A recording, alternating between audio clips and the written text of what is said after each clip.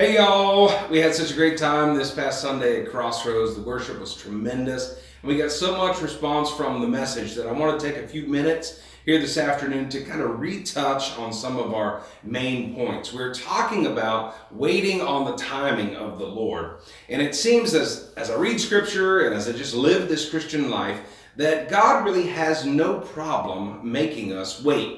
As humans, we tend to see waiting as wasting, but God sees waiting as a necessary season as He prepares us for a season of blessing. And often it's His divine delay that actually brings a greater blessing in our lives than we might have asked for at the beginning. I've found that sometimes God offers some of His greatest protection for our lives in the form of a no or a not yet. I was thinking this morning about one time I wanted to build a church building on this tiny little postage stamp looking piece of land. Didn't have much around it. It's about 2 miles north of our current location. And we could have built a facility there to hold about 300 people. Now at the time it seemed perfect and it would have allowed us to double in size. But can I tell you 7 years later that I am so glad God said not yet, because I had no idea what He wanted to do in our church. And you might be in a similar place right now, believing God for something, and maybe you're getting discouraged in this time of waiting. But I really want to encourage you today to stay in the process of waiting, because it's not wasting, it's preparation. Let's look at a scripture together. James 1 and verse 2. James says this, "My brethren, count it all joy when you fall into various trials." Nope. I don't want to do that. Count it all joy when you fall into various trials. First of all, I don't want the trials. And then secondly, when I'm in the trial, I certainly don't want to rejoice. But God says, count it all joy when you fall into various trials. Okay, Lord, why? Why should I count it all joy in a time of waiting? Verse 3, knowing that the testing of your faith produces patience. James is like, you've got to know this. The testing of your faith produces something in you.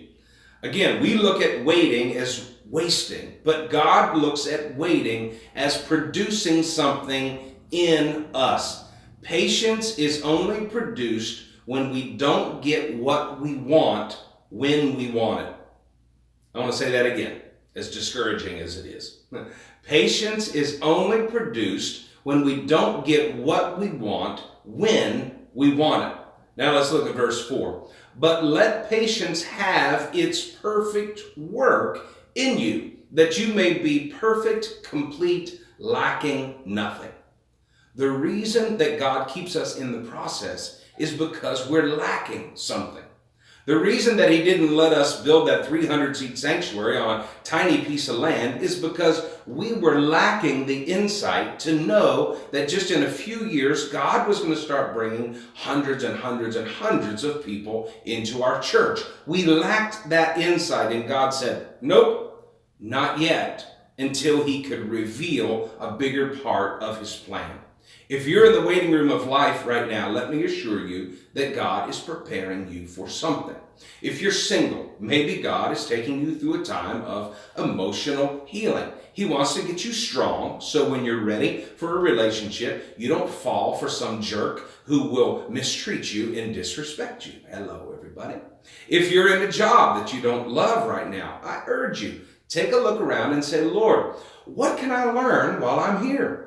I have learned things from every job I've ever worked at. Sometimes I learned what I wouldn't do when I was in a position of leadership. And sometimes I learned some things that I should do when I'm in a position of leadership. But you can learn from every experience. Learn to work hard. Learn not to gossip. Learn to be supportive even when you disagree. Learn to receive criticism. Learn to do everything you do like you're doing it for Jesus.